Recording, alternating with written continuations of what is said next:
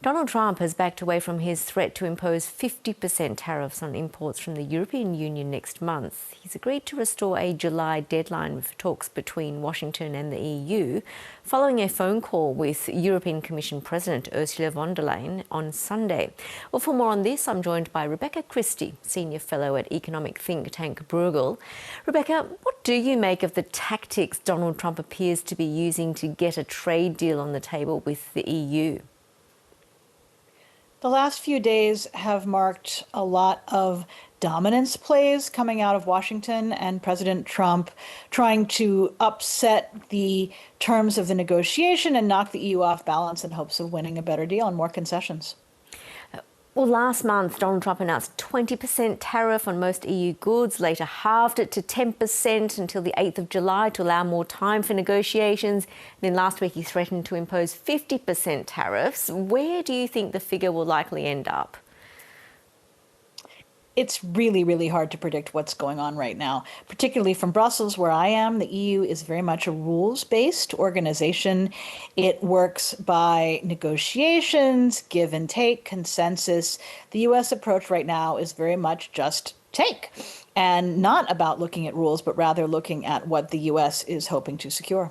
So wherever the figure ends up, will it be likely that Washington will likely end up on top? It depends on how you look at it. The tariffs and the uncertainty that are being created by all of this are hurting the world economy. It certainly is not good for anyone's growth to be spending time causing people to rethink their purchases, rethink their economic decision making. And also, if the tariffs are very punitive, one can expect the European Union to retaliate in some way. Well, which sectors will be impacted the most or already being impacted the most? Steel and aluminium imports into the US have a 25% levy. Are we seeing the flow-on effects of that already? The biggest slow-on effects are coming from uncertainty and orders stopping, trade stopping. You hear about ships backed up or people just not sure if they're going to go through with orders. For the European Union, pharmaceuticals and automobiles are certainly sectors they care about. But more importantly, they'd like to continue having their trading relationship with the world. How frustrating is it for the EU that they're even in this position, having to negotiate tariffs that the bloc believes will harm all the economies involved and within such a rushed time frame as well? The US and Europe historically have been allies. In many ways, they still cooperate and need to be allies. So having these trade tensions is certainly very destabilizing and off-putting.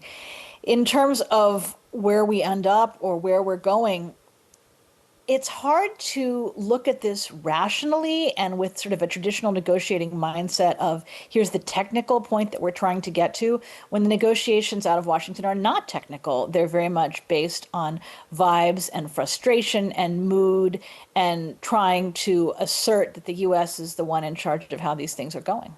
Is it clear, though, what Donald Trump essentially wants out of the negotiations? And do you think he could have gone about it in a different way that wouldn't have ruffled so many feathers? That's a good question to ask about most of what the Trump administration is doing. They certainly have a pattern of doing things in a way that ruffles a lot of feathers, and this seems to be something that they do on purpose as part of the way they interact with other people. It's very different to the EU model of consensus building. How important is the trade relationship between the European bloc and Washington? What's it worth to both? I don't have the exact number in front of me, but it's quite a big relationship. They're quite big trading partners. After the UK, the US is the large economy that the EU is working the most with. And because they're both advanced economies, they're working in the same sectors, particularly when it comes to technology, automobiles, biotechnology, things like that. So it's important that they be able to work together. And Rebecca, do you think this spat with the US could push the EU closer towards joining other big trade partnerships, such as with the Trans-Pacific Bloc or CPTPP? It'll certainly push the EU closer to these blocs. Whether the European Union should apply for membership or simply work closer with them is something that's very much under debate right now. There are concerns that if the EU were to actually join, it could upset some of the very hard-won bilateral trade deals that are in place. So it may be that the EU looks to work alongside, but it definitely pushes the rest of the world closer together.